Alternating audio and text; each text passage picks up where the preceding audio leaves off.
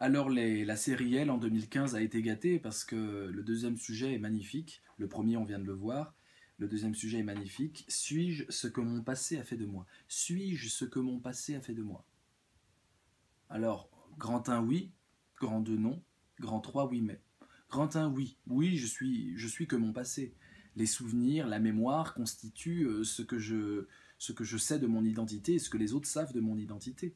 Même ma réputation n'est que le fruit de mon passé, des actes héroïques, des hauts faits ou des accidents que j'ai commis. Et donc, finalement, je ne suis qu'un être de mémoire et l'identité n'est que la somme de ce qui reste de mon passé au présent. Bon. Suis-je ce que mon passé a fait de moi? Évidemment, évidemment. Il y a quelque chose de bizarre dans le sujet, c'est ce que mon passé a fait de moi. On a l'impression que je subis mon passé. Alors, on a envie de dire, je suis ce que j'ai fait de mon passé quelque part. Mais là, il y a quelque chose de passif, ce que mon passé a fait de moi. La résultante de ce passé, c'est mon identité. Euh, Là, on peut parler des désirs. Je suis un être de désir, mes désirs ne viennent pas de nulle part. Ce qui résonne bien sûr dans ce sujet, c'est Freud. Et je pense que là, en terminale, vous l'avez suffisamment vu pour pouvoir en parler finement. Mais c'est vrai que dans Freud, l'identité se décline au passé. Dis-moi ce que tu as vécu, notamment comme trauma, notamment comme chose difficile. Où est allé ton désir? Et puis, il a donné la forme de ce que tu es aujourd'hui, finalement. Donc, pour expliquer qui est quelqu'un, il faut se pencher sur son passé, et notamment sur son enfance.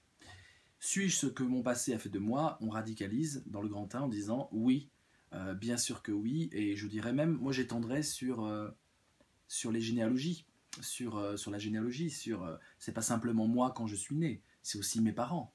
C'est aussi toute cette histoire humaine qui fait que j'arrive sur Terre chargé d'histoire familiale, chargé de gènes. Après tout, les gènes, l'histoire des gènes, tout ça, ça prend racine dans le passé et même, bon, on va pas aller dans la science, mais l'épigénétique, ce qu'on appelle l'épigénétique, vous pouvez regarder sur internet, la méthylisation, c'est-à-dire le fait que dans ma chaîne d'ADN, il y a certaines choses qui vont être prises en compte ou non, dépend des conditions de vie de mes aînés. Donc il y a une sorte de mémoire fantôme qui se déteint comme ça de génération en génération, indépendamment du code génétique lui-même.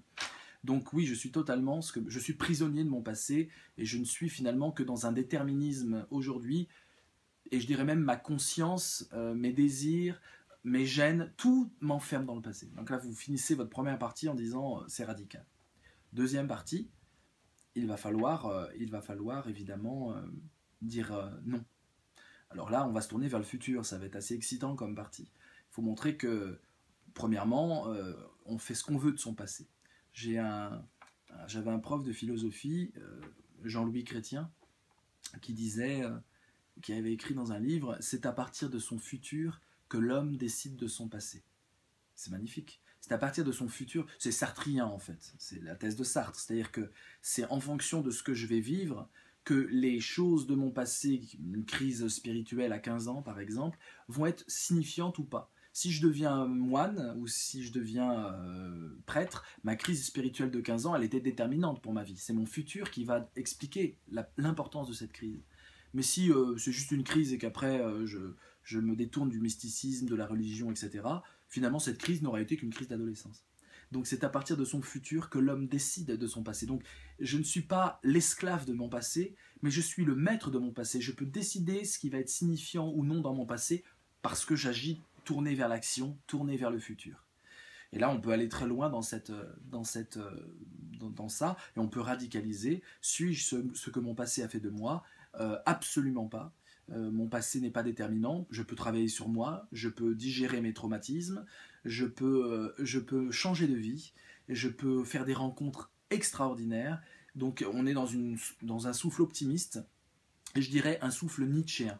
Un souffle nietzschéen parce que pour Nietzsche, vraiment, lorsqu'il dit cette fameuse phrase « deviens ce que tu es », deviens ce que tu es, c'est-à-dire que tu n'es jamais toi-même pleinement, et tu es toujours en devenir de toi-même, donc tu dois toujours te hisser par rapport à toi-même. C'est ce que je développe par exemple dans mon livre sur l'ambition ou l'épopée de soi. Certainement pas le passé qui me détermine complètement, même si l'ambition trouve racine dans le passé, mais je peux toujours augmenter le niveau, augmenter le score et accomplir mes rêves quand je suis ambitieux.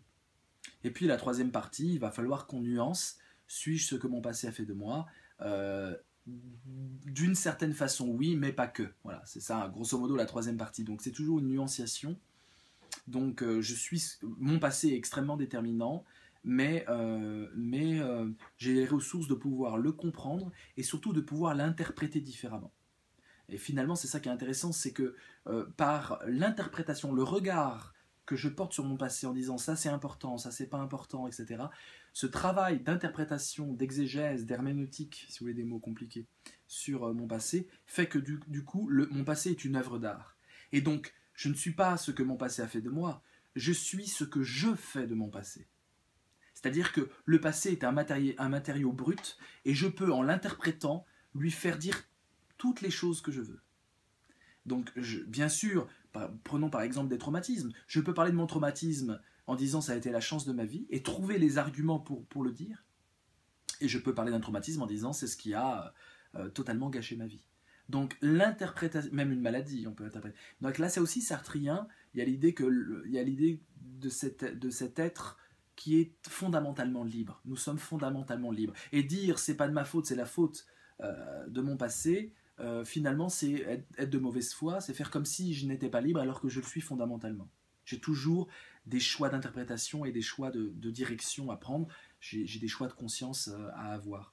Donc voilà, et là vous finissez en disant que la philosophie, cette capacité d'autocritique finalement, connais-toi toi-même, hein, c'est quand même le mot d'ordre de la philosophie, connais-toi toi-même, réfléchis sur toi, vois les choix que tu ne voyais pas, le choix des possibles qui s'ouvrent, l'éventail des possibles qui reste toujours ouvert.